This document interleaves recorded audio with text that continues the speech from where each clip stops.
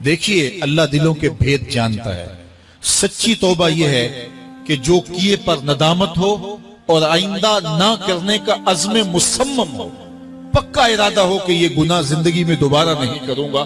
الگ بات ہے کہ پھر دوبارہ اس سے سرزد ہو جائے، لیکن جب وہ توبہ کر رہا ہو تو اس وقت اس کا پختہ عزم ہو اور اس کے دل کے کسی گوشے میں نہ ہو کہ چلو میں توبہ کر لیتا ہوں اور پھر ہو گیا تو پھر کر لوں گا. پکا عزم ہو کہ دوبارہ یہ گناہ نہیں کروں گا.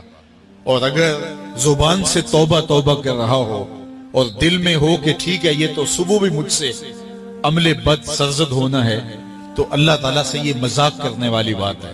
اور اللہ تعالیٰ سے جو مذاق کرتا ہے وہ کہاں کھڑا ہے وہ خود سوچ لے. وہ کیا کسی نے کہا تھا کہ توبہ کی پھر توبہ کر کے توڑ دی، میری اس توبہ پہ توبہ توبہ توبہ کر اٹھی. تو ایسی توبہ نہیں ہے کہ جو رسماً کسی مجلس میں چلے گئے، کسی اجتماع میں چلے گئے تو سب لوگوں نے توبہ توبہ کی تو وہ بھی توبہ توبہ کرتا رہا، لیکن اس کا عزم مصمم پختہ ارادہ نہیں تھا گناہوں کو چھوڑنے کا. تو یہ توبہ نہیں، یہ مذاق ہے. ایک خاتون حضور کی خدمت میں حاضر ہوئی اور عرض کی یا رسول اللہ صلی اللہ علیہ وسلم، مجھ سے بدکاری سرزد ہو گئی ہے اور میرے پیٹ میں بچہ ہے اور میں چاہتی ہوں کہ آخرت کی سزا کی بجائے دنیا کے اوپر اس کی سزا مجھے دے دی جائے تاکہ میں پاک ہو جاؤں اور صاف ہو جاؤں، کیونکہ آخرت کی سزائیں بہت سخت ہیں. اللہ کے محبوب علیہ السلام نے جبریل امین سے ایک دن پوچھا تھا مجھے جہنم کے عذابوں کا ذکر سناؤ. تو عرض کی یا رسول اللہ صلی اللہ علیہ وسلم، ہلکا ترین عذاب یہ ہے کہ جہنمی کے پاؤں میں آگ کے جوتے رکھے جائیں گے، باقی اس کے پورے بدن پہ آگ نہیں ہوگی، صرف آگ کے جوتے اس کو پہنائے جائیں گے. لیکن اس کی حدت، گرمی اور شدت اتنی ہوگی، یغلی منہما دماغہ، اس کی شدت سے اس کا دماغ پگھل کر ناک اور کانوں کے ذریعے سے باہر آنا شروع ہو جائے گا. یہ سب سے ہلکے عذاب کی کیفیت ہے.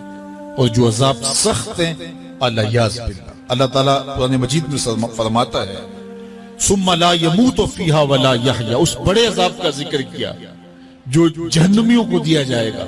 فرمایا اس عذاب کی کیفیت یہ ہوگی بندہ نہ جیے گا نہ مرے گا.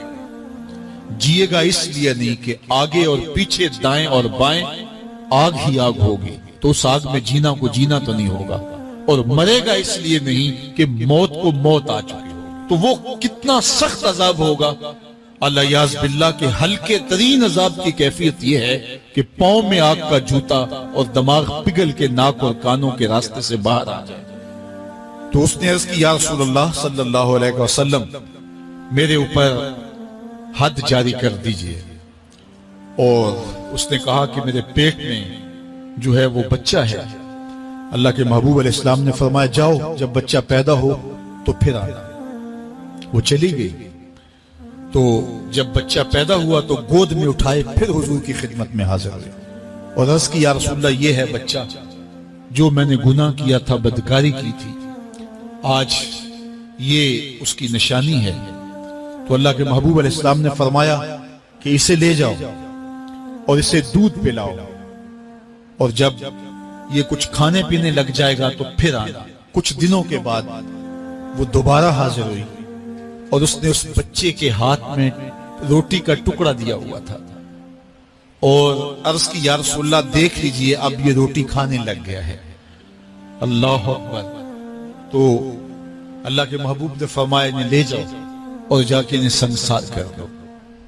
اس کی یہ حد بنتی تھی، اس کو سنگسار کیا اور اس نے خود یہ سزا اپنے لیے قبول کی. تو یہ بات ذہن نشین کیجئے کہ یہ وہ لوگ تھے کہ جن سے کبھی کوئی گناہ سرزد ہو جاتا تو وہ جلد توبہ کرتے اور اس کی بڑی سے بڑی حد اور سزا بھی ہوتی تو وہ بھی کاٹنے کے لیے تیار ہو جاتے. میں اور آپ دیکھیں کہ ہماری زندگی میں اگر گناہ ہیں اور ہمیں سچی توبہ کی توفیق بھی نصیب نہیں ہے تو پھر ہم سوچ لیں کہ ہم کہاں کھڑے ہیں.